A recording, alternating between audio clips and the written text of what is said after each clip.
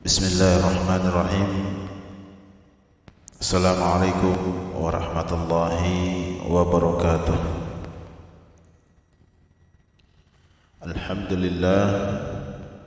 Alhamdulillahi rabbil alamin, wala udwana illa ala zalimin. Ashhadu an la ilaha illallah wahdahu la syarika lah, wa asyhadu anna Muhammadan abduhu wa rasuluh, la nabiyya wa la rasula ba'dah. Pertama-tama mari kita panjatkan puji dan syukur kita atas kehadirat Allah Subhanahu wa taala, atas limpahan nikmatnya, rezekinya. Kita dapat menyimak kembali pembelajaran dari pembelajaran pendidikan agama Islam ini.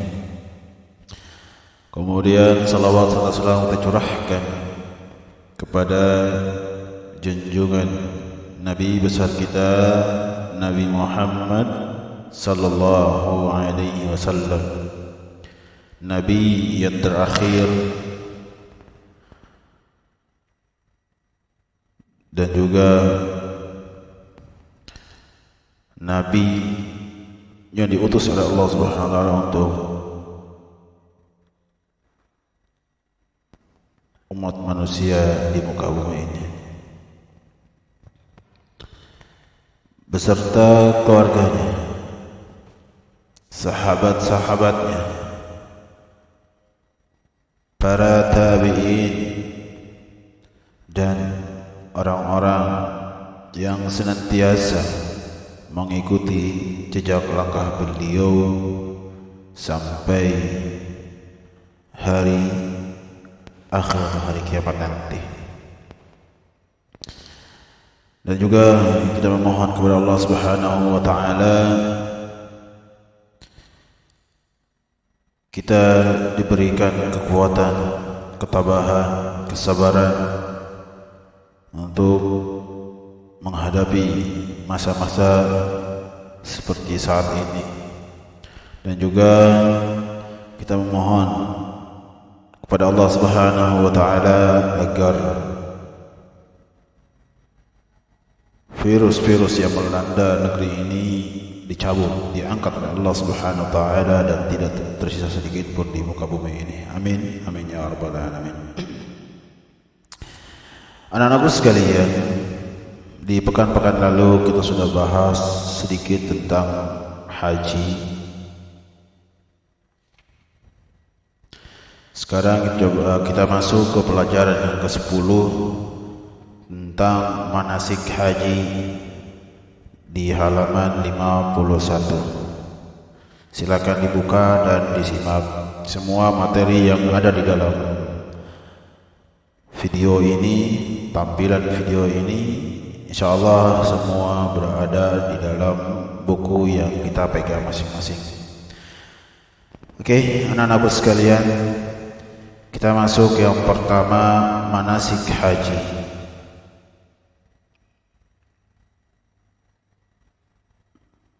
Ya, tentunya tertib atau urutan pelaksanaan haji dan umrah yang pertama adalah ihram.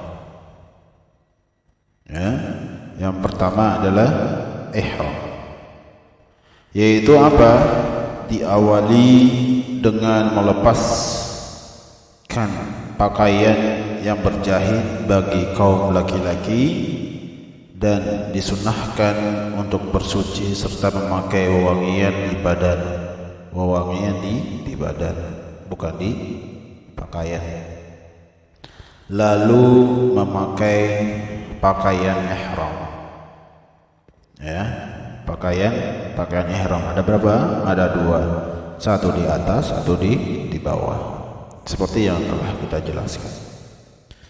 Adapun bagi wanita, perempuan, kaum muslimah, yaitu memakai pakaian apa saja selama pakaian itu tidak menampakkan tidak memperlihatkan auratnya, ya, tidak menampakkan auratnya, atau tidak menampakkan seluk-beluk, ya, bentuk dari anggota tubuh wanita tersebut. Artinya pakaian harus lebar, harus besar. Ya, ini tuntunan dari Allah dan Rasulnya.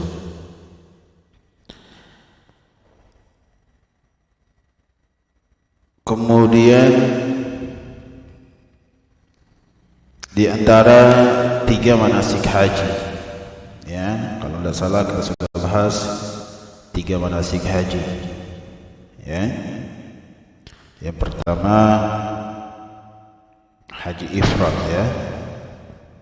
Kemudian haji qiran serta haji tamattu. Ya, haji tamattu.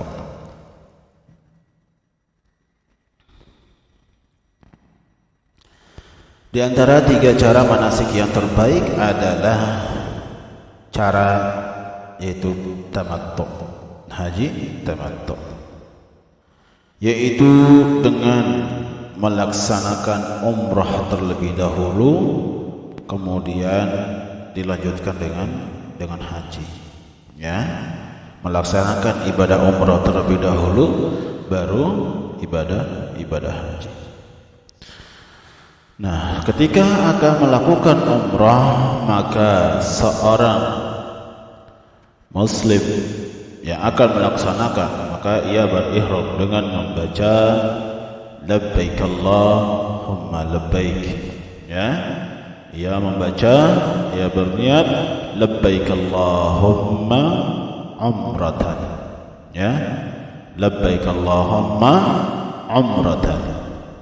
Lalu berangkat ke Mekah sambil bertalbiyah hingga sebelum memasuki Masjidil Haram. Adapun bunyi talbiyahnya adalah labbaik Allahumma labbaik, labbaik la syarika laka, labbaik innal hamda wan ni'mata laka wal mulk la syarika lak. Ini bacaan talbiyah. Berikutnya yang kedua adalah tawaf umrah, ya, tawaf umrah. Ya, apa sih tawaf umrah itu? Yaitu tawaf permulaan ketika sampai di tanah suci Mekah. Diawali dengan yang pertama memasuki Masjid Al-Haram melalui pintu mana saja, ya, melalui pintu mana saja. Ya, biasa kalau jemaah haji dari Indonesia, mereka memasuki pintu Babus Salam. Jemaah haji dari Indonesia biasanya memasuki pintu Babus Salam, ya. Tapi tidak dianjurkan, tidak disunahkan atau tidak diharuskan masuk dari salah satu pintu itu yang disebutkan tadi, ya. Pintu mana saja boleh dimasuki oleh jemaah haji. Kemudian yang kedua adalah kemudian langsung menuju Hajar Aswad lalu menciumnya, atau cukup dengan berisyarat dengan telapak tangan jika tidak memungkinkan. Kalau jarak kita dekat, ya, kita mampu, ya, mencium Hajar Aswad tersebut, ya, batu hitam, ya, maka kita lakukan dengan cium. Jika memang tidak bisa karena banyaknya jamaah pada saat itu, maka kita dipermudahkan oleh Allah Subhanahu wa taala, yaitu dengan memberikan isyarat lambaian telapak tangan kita dari jauh ke arah Hajar Aswad. Oke. Berikutnya yang ketiga adalah memulai tawaf dengan menjadikan posisi Ka'bah itu ada di sebelah kiri kita. Ya, tidak berlawanan. Tidak berlawanan. Jadi posisinya kita berada di sebelah kanan Ka'bah, atau Ka'bah ada di sebelah kiri kita. Oke. Berikutnya yang cara melakukan tawafnya tadi permulaan. Sekarang bagaimana cara melakukannya? Yang pertama, pada 3 putaran pertama, ya, tawaf itu kan ada 7 putaran. 3 putaran pertama berjalan dengan cepat, tidak lari ya, tapi berjalan, masih kategori jalan cepat. Kemudian 4 putaran berikutnya berjalan biasa, jalan santai ya, tidak tergesa-gesa, tidak dulu-duluan, tapi santai, jalan biasa saja. 3 putaran pertama berjalan dengan jalan yang cepat, 4 putaran sampai berikutnya yang ketujuh yaitu berjalan biasa. Yang kedua, memperbanyak zikir dan doa yang diajarkan Rasulullah sallallahu alaihi wasallam. Kita dianjurkan, diperintahkan untuk memperbanyak zikir dan doa. Kemudian yang ketiga, setelah menyelesaikan 7 putaran tawaf tadi, lalu ia salat 2 rakaat di belakang maqam Ibrahim. Ya, maqam Ibrahim. Ya, biasa ya, maqam Ibrahim. Sekarang kita masuk yang ketiga, ya, tertib urutan pelaksanaan haji dan umrah. Yang ketiga adalah sa'i.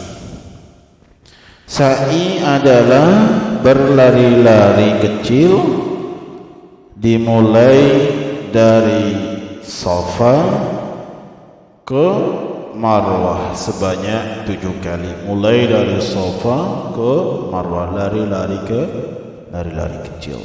Itu namanya sa'i.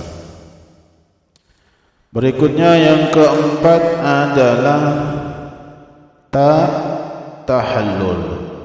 Ya, tahallul, yaitu mengguntingkan rambut kepala dengan cara menggunting seluruhnya atau sebagiannya. Namun menggunting seluruhnya lebih utama bagi yang melakukan haji tamattu. Ya. Ingat, bagi yang melaksanakan haji tamattu, yaitu umrah terlebih dahulu baru kemudian haji, ya cukup dengan mengguntingkan sebagian rambutnya, sisanya nanti di hajinya. Ya. Jadi tidak sekaligus di umrahnya. Ya. Nanti kalau semuanya diplontosin semua di haji, kita cukur apa yang kita dapatkan, ya. Karena rambut kita sudah selesai, sudah bersih, dikerok lagi. Tidak ya. Tapi apa?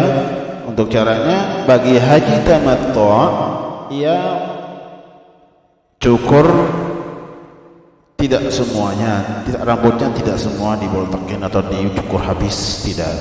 Tapi disisakan untuk ibadah haji, ya. Oke.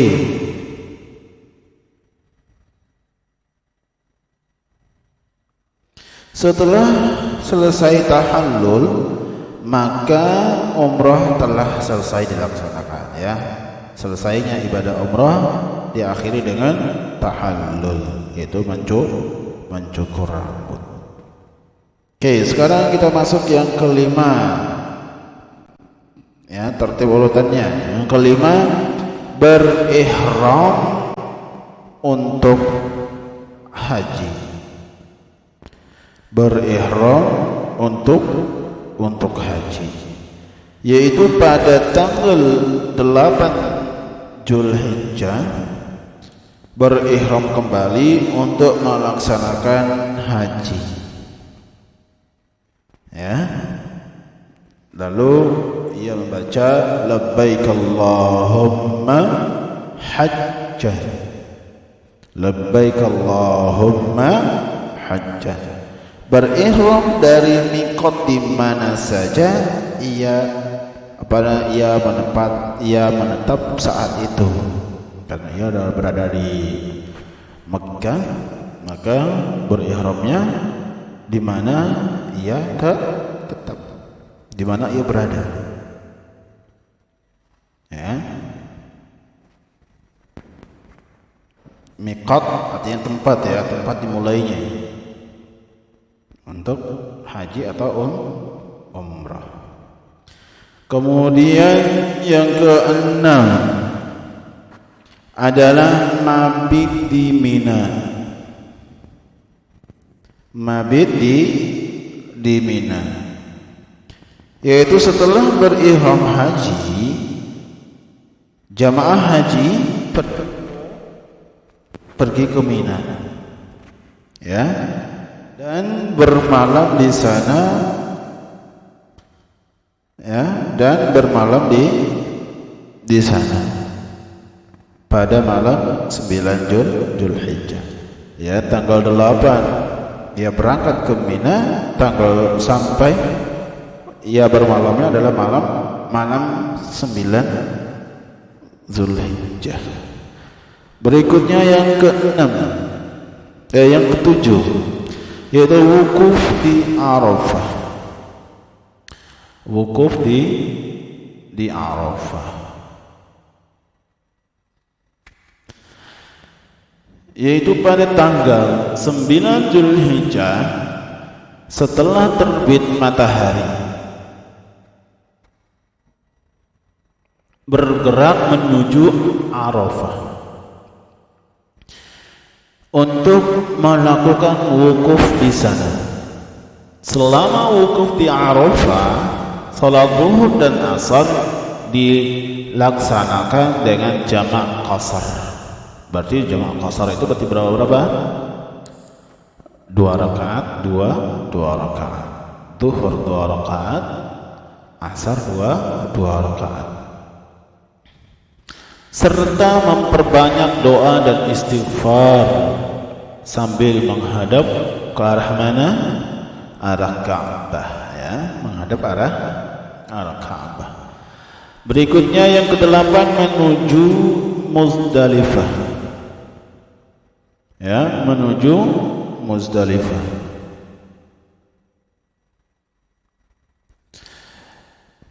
Setelah terbenamnya matahari, maka bergerak menuju Muzdalifah, ya. Orang-orang yang haji berangkat menuju ke Muzdalifah. Di tempat ini mengerjakan salat maghrib dan isya dengan jamak. Ingat, dengan jamak, yaitu salat maghrib 3 rakaat, salat isya 4 rakaat, tidak dikurangi.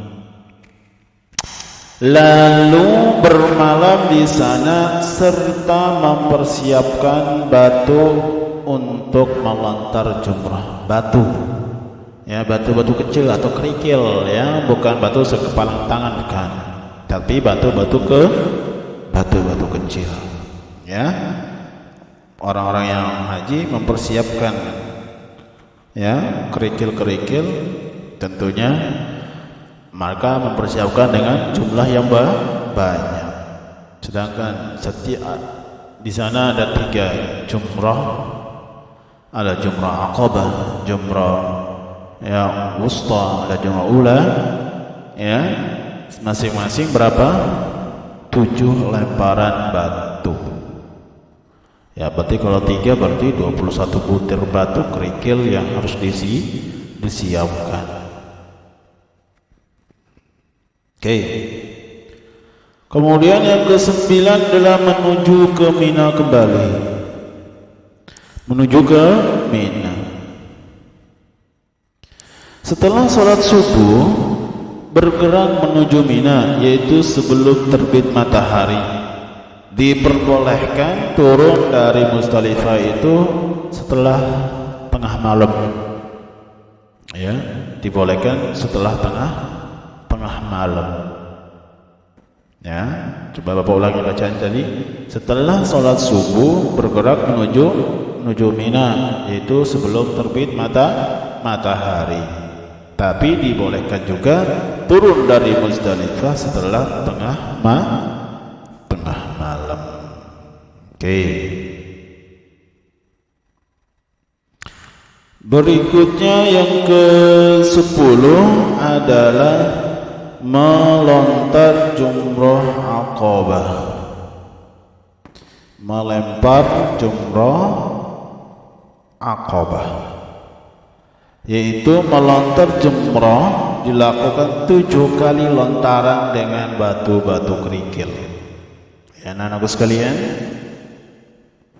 melempar jumrah aqabah berapa kali? 7 kali atau 7 butir batu.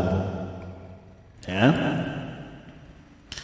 Kemudian yang ke-11 adalah menyembelih hadyu. Apa sih hadyu itu? Sembelihan binatang yang disembelih. Contoh unta, kemudian sapi, lembu, kemudian kambing, domba, biri-biri, ya, yang boleh disembelih. Ya, binatang-binatang itu, ya, bukan ayam, burung, bebek, bukan. Tapi binatang-binatang yang disebutkan tadi, ya, unta, sapi, kambing dan sejenisnya. Oke. Menyembelih hewan kurban jika berhaji tamattu atau qiran. Adapun yang mengerjakan haji ifrad tidak perlu menyembelih hadyu. Berikutnya adalah menggunting rambut. Ya, menggunting rambut. Ya, tahal. Kemudian setelah menggunting rambut, yang ke-13-nya adalah tawaf ifadah dan sa'i. Tawaf ifadah dan sa'i, yaitu setelah itu menuju Mekah untuk mengerjakan tawaf ifadah, tawaf haji, lalu dilanjutkan dengan melaksanakan sa'i haji. Ya, sa'i haji. Kemudian yang ke-14 adalah mabit di Mina. Mabit di Mina, yaitu kembali ke Madinah dan bermalam di sana 2-3 hari tasyrik. Berarti 11, 12, 13 Zulhijjah disebut dengan hari tasyrik, ya. Yang ke-15 melontar jumrah atau melempar jumrah. Ya, melempar jumrah kembali, yaitu selama di Madinah, di Mina, melontar jumrah yang 3. Jumrah ula, jumrah wusta yang pertengahan, kemudian jumrah aqabah. Dari setiap jumrah yang itu dilontarkan dengan 7 butir batu kerikil dan dilakukan setelah matahari tergelincir waktu zuhur hingga maghrib. Sampai di sini ibadah haji selesai. Ya, sampai di sini ibadah haji pun selesai. Berikutnya adalah tawaf wada, tawaf perpisahan, ya, tawaf perpisahan.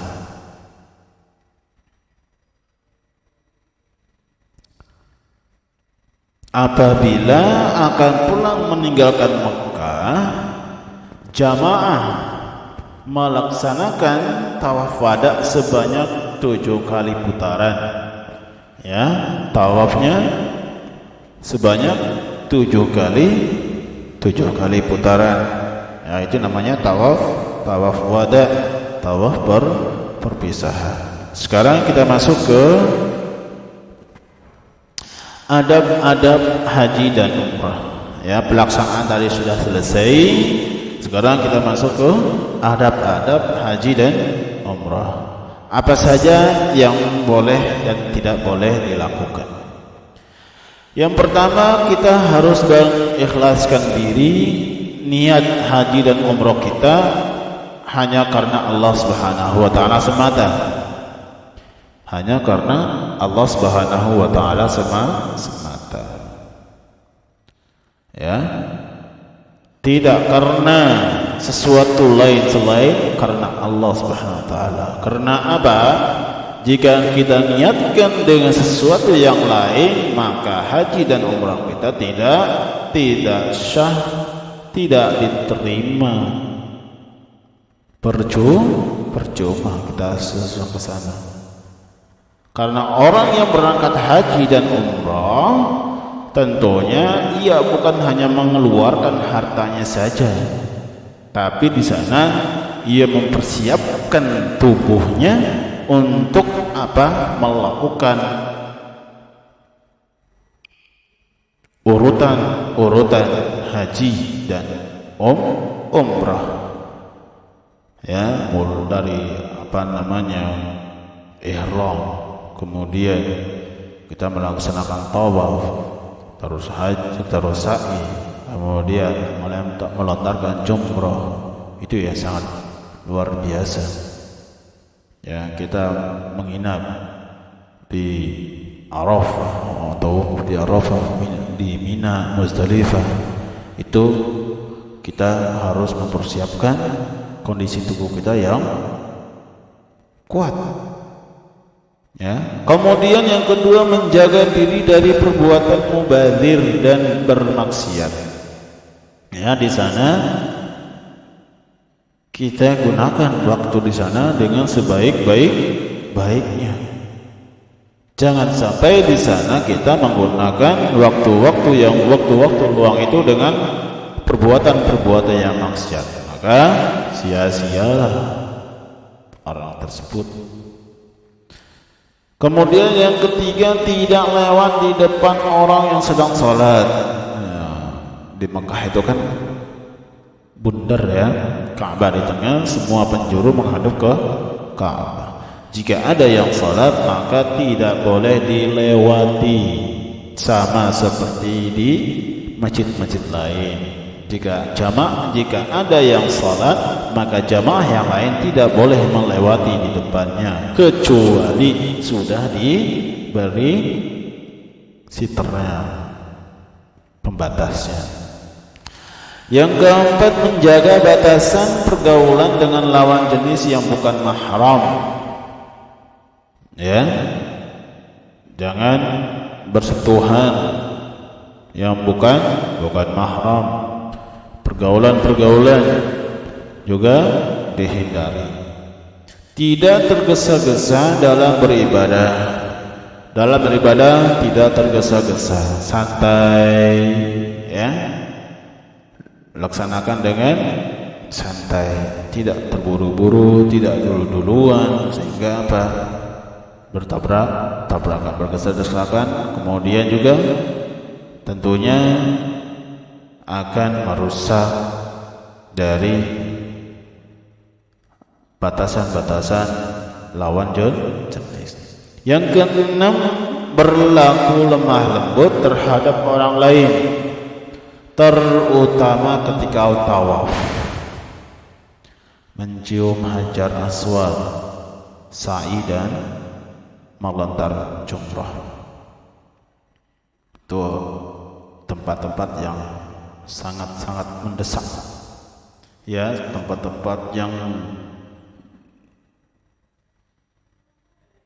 berkumpulnya semua penjuru dunia. Tentunya kita harus berlemah lembut.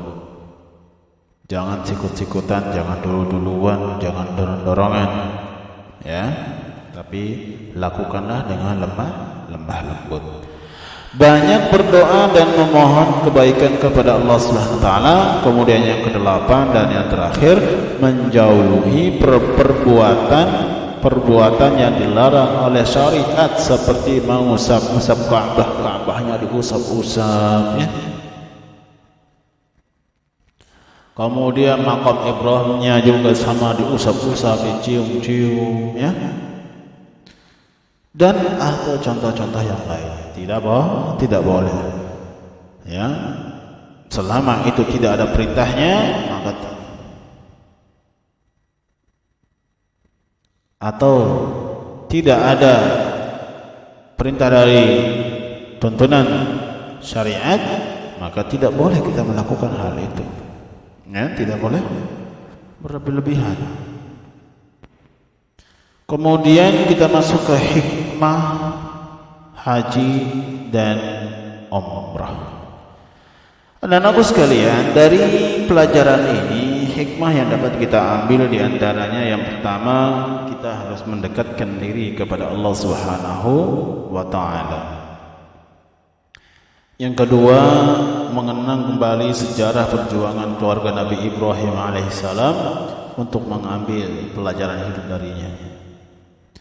Kemudian yang ketiga, mengambil pelajaran dari sejarah dakwah Rasulullah sallallahu alaihi wasallam. Serta yang keempat, mempererat ukhuwah Islamiyah melalui berkumpulnya kaum muslimin dari berbagai suku dan bangsa dalam pakaian ihram yang serupa. Ya, pakaian ihram. Hanya dua helai pakaian yang dipakai oleh kaum laki-laki dari seluruh penjuru dunia ini berkumpul di tempat itu dengan memakai pakaian ihram, dua helai pakaian, yang atas dan yang bawah. Hal ini menggambarkan persamaan dan persatuan di antara kaum muslimin. Anak-anakku sekalian, kita berdoa kepada Allah Subhanahu wa taala agar kita dimudahkan, kita dilancarkan keinginan kita untuk berangkat haji dan umrah. Amin, amin ya rabbal alamin. Kemudian di pelajaran hari ini kita cukupkan. Ya, tidak lupa untuk evaluasinya halaman 57, 58, 59, ya, dikerjakan. Untuk halaman 60 tidak usah dikerjakan, ya. Halaman 60 tidak usah dikerjakan. Yang dikerjakan adalah halaman 57, 58 dan 59. Dari Bapak cukup sekian. Subhanakallahumma wa bihamdika asyhadu an la ilaha illa anta astaghfiruka wa atubu ilaik. Assalamualaikum warahmatullahi wabarakatuh.